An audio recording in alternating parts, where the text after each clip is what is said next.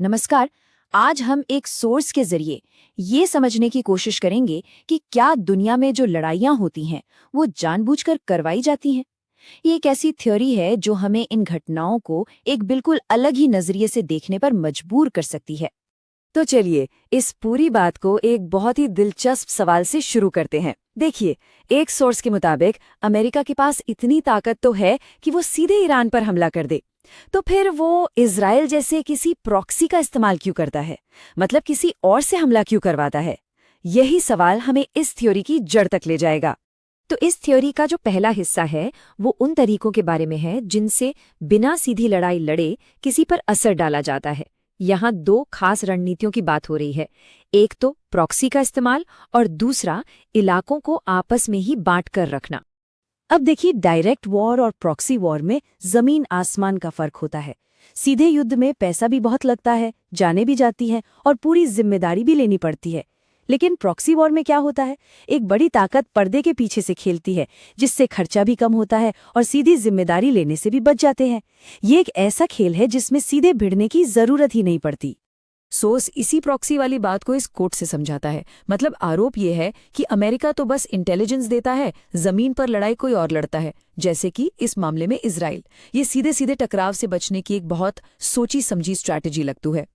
अच्छा, प्रॉक्सी के अलावा जो दूसरा हथियार है वो है विभाजन। सोर्स के अनुसार शिया और सुन्नी देशों के बीच जो मतभेद हैं उन्हें जानबूझकर हवा दी जाती है। पर ऐसा क्यों? ताकि वो कभी एक साथ एक होकर किसी बाहरी ताकत का विरोध ही ना कर पाएं। भाई, जब पड़ोसी ही आपस में लड़ रहे होंगे तो वो एकजुट कैसे होंगे? और अपनी बात को साबित करने के लिए सोर्स इन देशों का उदाहरण देता है। वो इराक और सीरिया में जो कुछ भी हुआ उसकी तरफ इशारा करता है और कहता है कि ये सब एक बहुत बड़े गेम का हिस्सा था। एक ऐसा गेम जिसमें शिया सुन्नी बंटवारे का इस्तेमाल करके पूरे इलाके को ही कमजोर कर दिया गया। अब हम आते हैं इस विश्लेषण के सबसे जरूरी हिस्से पर। सोर्स एक 4 स्टेप प्लान के बारे में बताता है। समझ लीजिए एक तरह की स्क्रिप्ट जिसका इस्तेमाल कथित तौर पर किसी भी देश को अस्थिर करने यानी कि बर्बाद करने के लिए किया जाता है। चलिए देखते हैं कि ये 4 स्टेप्स आखिर हैं क्या। तो ये है वो पूरा 4 स्टेप प्लेबुक।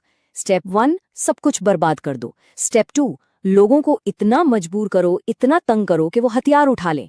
स्टेप 3, अब जो ये नए ग्रुप्स बने हैं जो कि जाहिर है कमजोर हैं उन्हें खत्म कर दो। और फिर स्टेप 4, एक हीरो की तरह एंट्री लो, मदद करने के बहाने।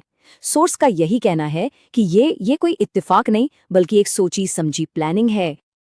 पहले कदम को थोड़ा और समझते हैं। सोर्स के मुताबिक ये सिर्फ फौजी ठिकानों पर हमला करना नहीं है।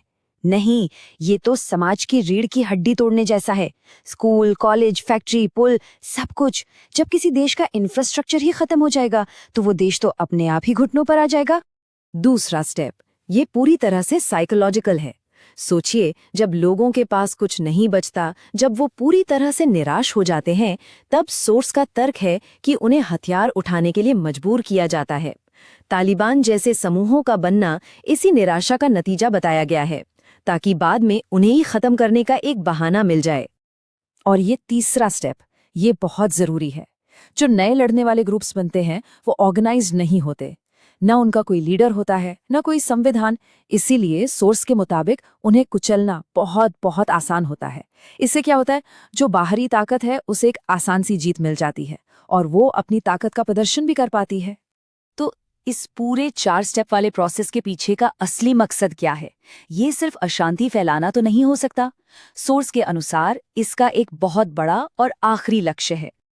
ये जो कोट है ना, ये इस थ्योरी के कथित दोगलेपन को दिखाता है।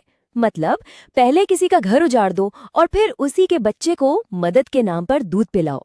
सोर्स इसी बात पर सवाल उठाता है कि कैसे तबाही के बाद की जाने वाली मदद असल में कंट्रोल करने का एक तरीका हो सकती है। और आखिर में सारी बात आकर बस एक ही चीज पर रुकती है, पूरा कंट्रोल। सोर्स का तर्क है कि आखिरी लक्ष्य उस देश के संसाधन, उसकी राजनीति और उसके भविष्य पर पूरी तरह से हावी होना है। मदद और दोबारा निर्माण तो बस इस कंट्रोल को जमाने के तरीके हैं। तो हम इस विश्लेषण को इसी एक सवाल के साथ खत्म करते हैं। क्या दुनिया भर में जो भी हो रहा है वो सब बस यूं ही हो रहा है, या फिर ये किसी बड़ी सोची समझी रणनीति का हिस्सा है, जैसा कि इस सोर्स में दावा किया गया है? ये एक ऐसा सवाल है जो हमें ग्लोबल पॉलिटिक्स को देखने का एक बिल्कुल नया नजरिया देता है।